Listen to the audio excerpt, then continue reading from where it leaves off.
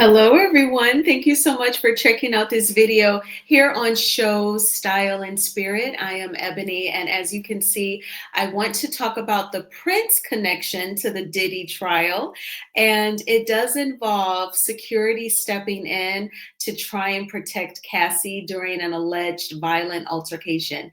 Now, before we get into these details, I ask that you please hit the like button on this video and please subscribe to the channel. And of course, everything that I'm saying in this video is alleged and just my opinion. And the Copyright Act of 1976 says that my fair use commentary on a video montage concerning Prince and Diddy is allowed. Okay, so the first part of this story is coming from the Jasmine brand, where they talk about a time where Prince had a party at his home and Diddy came later. Cassie and one of his employees, they kind of went to the party without Diddy's permission, and it just kind of went south from there. And Prince's security detail had to step in. So shout out to the Jasmine brand for bringing us these details. And the headline reads, Prince's security allegedly stopped Diddy from attacking Cassie at a party, according to a former assistant. Now, if you have been reading the blogs concerning today's trial updates, Diddy's trial updates, you know that a former assistant by the name of Mia, she testified about allegedly being violently attacked, food thrown at her. She was thrown up against the wall, and she's traumatized as well. Just people who are excited to work in the entertainment industry, excited to work for a hugely successful music producer who has signed incredible acts that entertained us. So they're motivated to work for him, and they are enduring such traumatic events. But in any event, let's talk about Prince. So, Diddy's former assistant, identified in court as Mia, testified that Prince's security guards had to intervene when Diddy allegedly attacked Cassie at a party hosted by the late singer back in 2010. According to Mia, she and Cassie snuck out to attend Prince's party without telling Diddy. When Diddy unexpectedly showed up, Cassie ran out and hid across the street in some nearby bushes. Mia told the court he caught up to Cassie and had her on the ground. It's like he started to attack her, but Prince's security swiftly intervened. Mia said she was suspended without pay the next day and accused of being insubordinate. Diddy is currently on trial for sex trafficking and racketeering. If convicted, he could face life in prison. So I want to say that I remember seeing Gabrielle Union on an episode of Watch What Happens Live, and she told Andy Cohen how Prince would throw these parties at his home. She made it sound like it was invitation only because he would invite people and it would be like a jam session. Prince would be performing on instruments. It would be all this music. And she said one time she went and Salma Hayek was there. She said Salma Hayek was all over that dance floor, baby, just vibing out to Prince's music. And I remember thinking, I bet it was a vibe. You don't have to be at a dark, sweaty club. You can go to his house decked out in purple, okay, and just feel the vibes. And so I found it interesting because I was wondering, for Cassie and Mia to sneak out, was it a matter of Diddy and his crew were invited and Diddy told them about it, but he just wasn't going to go, perhaps? And Cassie had the details, and so they went. Because if it's true that it was like invite only, how would they have known where to go when it was? So I'm guessing perhaps Diddy was invited and just wasn't going to go, and then Cassie and Mia decided to go. And he shows up like a stalker. And I feel like, and this is not anything to say against Cassie, because I don't care what happened. Nobody deserves to be allegedly beaten and the R word or trafficked or any of that.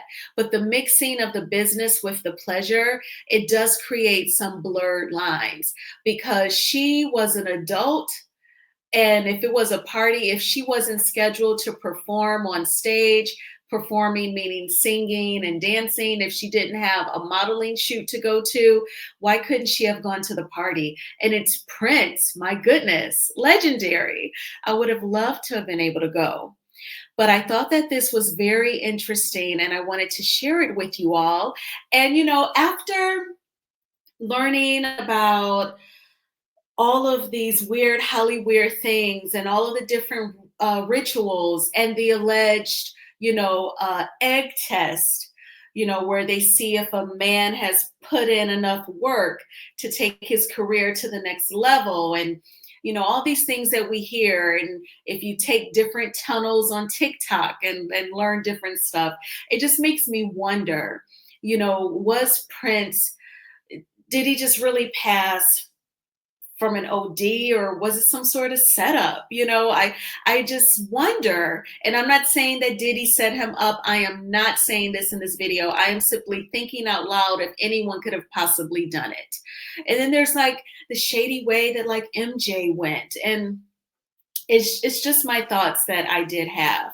And I want to play a video for you all about allegedly Prince being concerned, especially after MJ lost his life.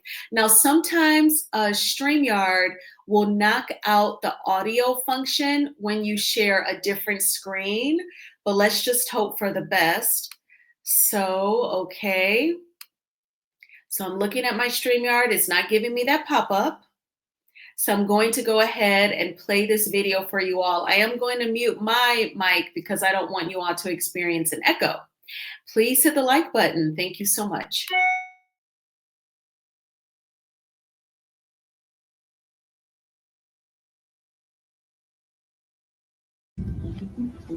There's a disintegration going on that we really have to address. That's where Cat Williams enters the picture. In several interviews, Cat said that Prince warned him personally about both Diddy and Jay-Z. According to Cat, Prince had something big on them. And he wasn't just talking about legal leverage or petty rivalries. He was talking about evidence, footage, names, events, things that, if they ever got out, would destroy careers and reputations overnight. Cat never claimed to have seen the materials, but he spoke about it with a level of seriousness that didn't feel like entertainment. He described Prince as someone who knew too much and had stopped trusting anyone near the end. Cat even claimed that Prince used to record his own events, not for fun, but for protection. He wanted a record of who attended his parties, who was in the room, and who tried to pressure his guests into anything. The theory goes deeper. Some believe that Prince had uncovered a network, one where artists were being lured to private industry events, then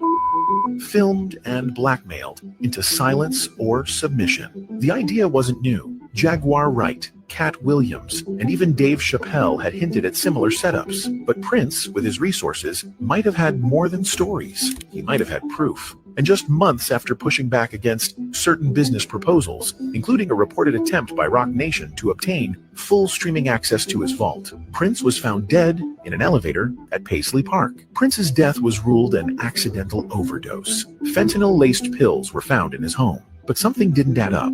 In those final years, Prince's behavior shifted dramatically. He implemented strict new security protocols at Paisley Park and became intensely selective about his inner circle. But did any of it help? It also really concerned me because it made me think that, wow, so you mean you do all these things to take care of yourself and you die so young? Number his concerns extended beyond personal safety. In his final weeks, Prince had serious conversations with close associates about what he perceived as dangerous elements within the music industry. He spoke candidly about powerful figures and the consequences of challenging them. His particular focus was on controversial industry practices, including exclusive parties where young artists felt pressured to attend to advance their careers. These circumstances raise essential questions.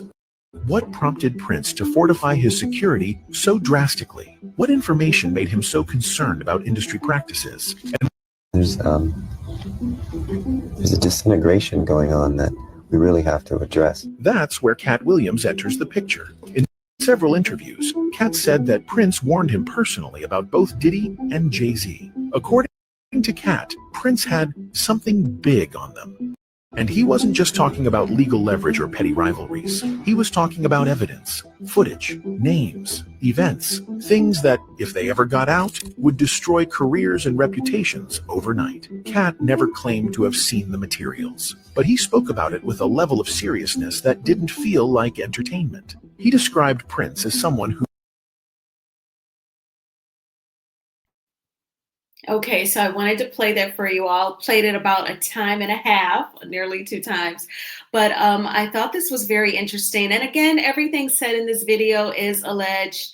This is when I kind of get in my conspiracy theory bag, and allegedly Cat Williams has perhaps insinuated that Prince may have shared that he had things on people, may have had some evidence, and Kat said that he has never seen anything or heard any audio or anything that could support that. So again, it's just like a conspiracy theory, but I also want to point out, of course, Prince isn't here anymore on this earth to say, these are just rumors or this is straight up. But, some people have said that after Michael Jackson lost his life, that Prince really took it hard, was really concerned if perhaps he would be next because of all of the events that took place with MJ. And it was also giving a pattern, like with the DRUGS surrounding how MJ passed, and then with Prince.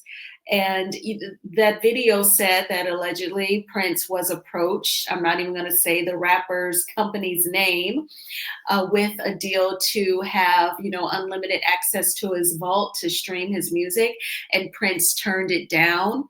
We all know that Prince, he wasn't just about the money. He wasn't, his biggest incentive was not money. He was such a creative person.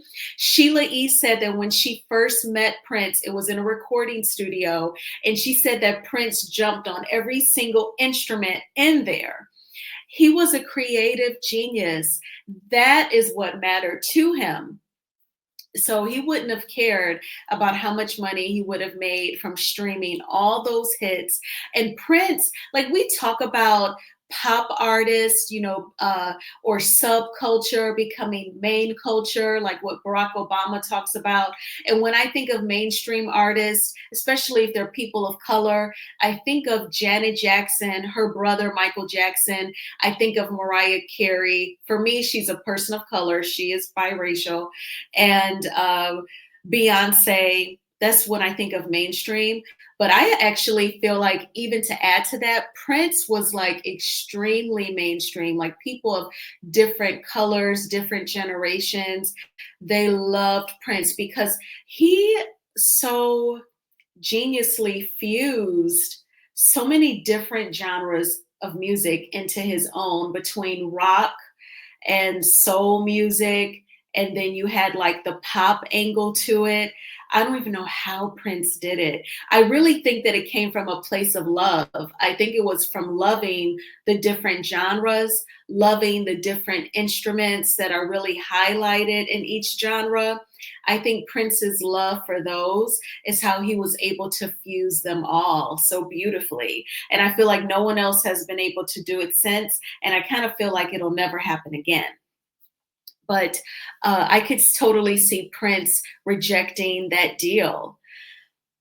And then, the video said what happened after that. So I just really wanted to share this with you all. I could also totally see him wanting to keep record of his parties, if any hanky-panky happened, anything illegal, any business deals. He probably wouldn't even want people talking business at his parties because they were at his home. So I could totally see him wanting to keep records of what was happening when he couldn't see everything because he was performing music. I think that would be realistic, because if I was a multimillionaire and I owned a huge mansion and I was generous enough to open up my home to people and I'm performing the music, I'm literally the entertainment. Yeah, I would want to keep tabs on who walked in the door. Did you see anybody going into any rooms? Did you see it, it looked like the Playboys with any groupies or anything? I would want to keep record of that as well, especially if someone later tries to say that they were, R-worded, graped. What if it happened at your party, at your home? So I think that that's fair, reasonable, and I could see Prince wanting to do that. So that is just my opinion, but I wanted to share this with you all. What do you think about Prince's security team stopping Diddy from allegedly attacking Cassie at Prince's party? What do you think about this video, this conspiracy theory video about him allegedly having some information on a couple of people? I definitely thank you all so much for watching this video. Please hit the like button on this video and please subscribe to the channel. Definitely check out my other Diddy update about a YouTuber being attacked by Diddy's former security guard, Gene Deal.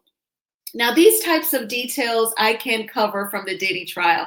I made a short like last week or the week before last saying, I'm sorry, but I cannot cover this trial because in the beginning, it was so gross because it was very actual in nature, the details. Just put an S in front of actual and you know what I'm saying. Between like the baby oil and it was just too much. But these details are less actual, less oily, so I can definitely, share them with you. But I thank you again for watching this video, and I will talk with you all soon. Bye.